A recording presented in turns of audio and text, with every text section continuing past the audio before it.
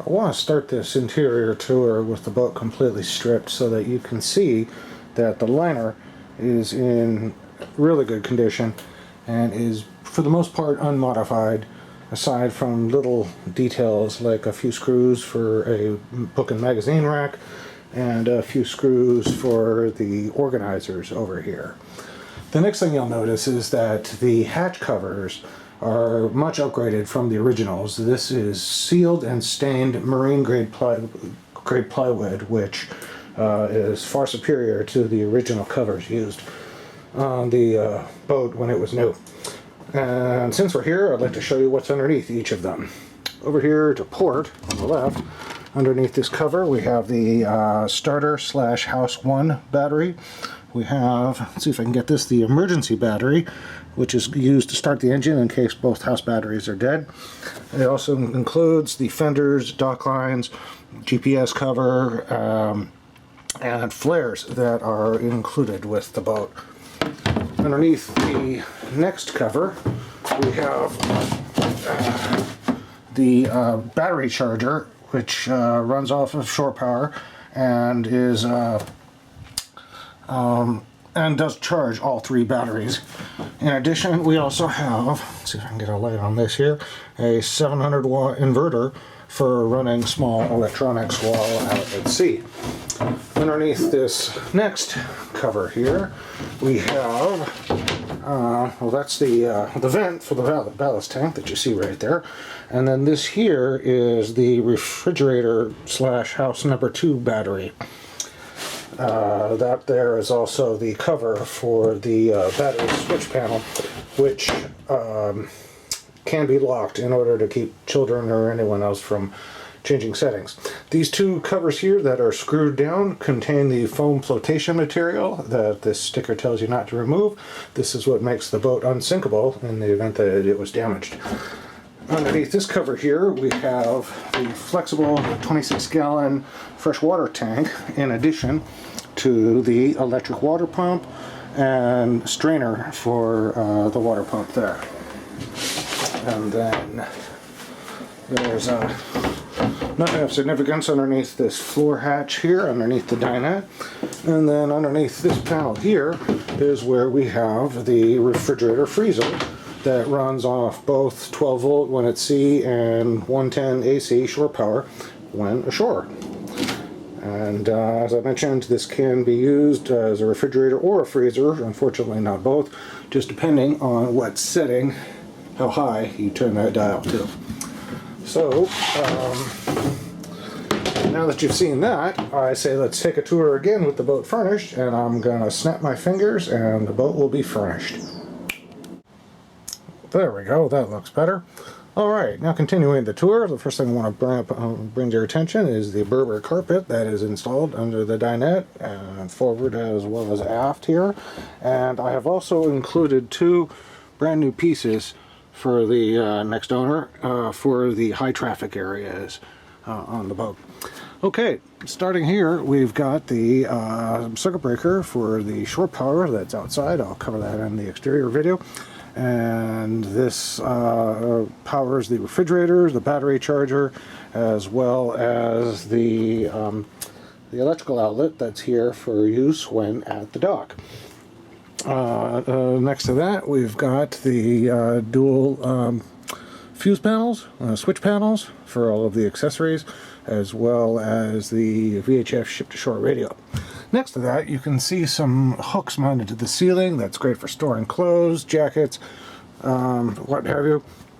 And then next to this, we have the organizer hanging up on the side, which then brings us to the galley, where we have a storage compartment for keys, winch handles, small tools, frequently used items. And then we also have below that a large drawer that has a little pin to keep it closed while sailing, but then inside has organizers and more organizers in order to sort your stuff. These here are adjustable pot holders that go to the single burner Electrolux Origo stove. They simply mount on this rail here and will hold your pot securely in place if you're in rough anchorage.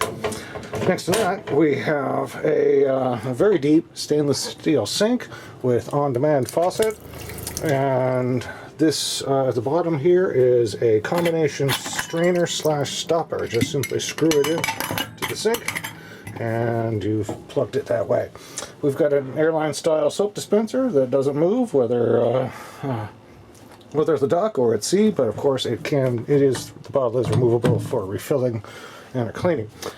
Below this here we have a door into a large storage compartment complete with organizers for storing all of your galley items, and then another spare storage space next to that for sink brushes, sunscreen, whatever you want to have within easy reach. A little hard to see, but right here is a charging outlet for your phones and other electronic devices, and there is another charging outlet right over here. This is the forward V-berth. This seat back is removable if you want to extend the length of this berth, and this dinette table drops down as well to create yet another berth using the seat back cushions.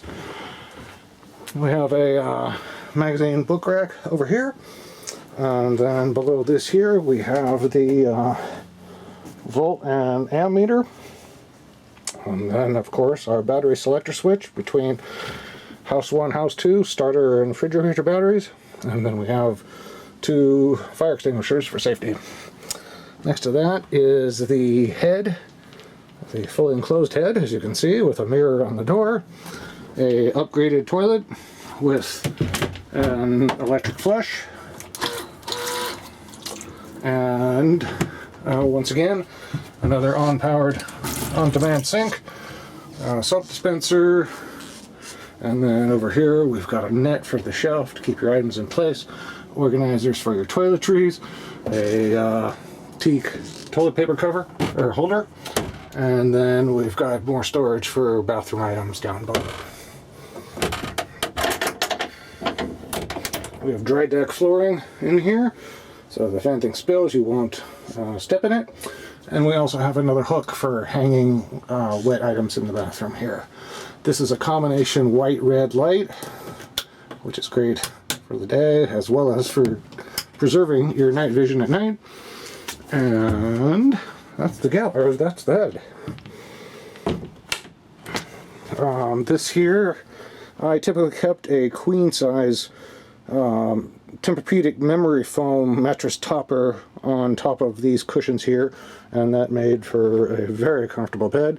And even with the queen size mattress topper, you've got about as much room from that master raising system pole to the side for additional storage, even with that installed.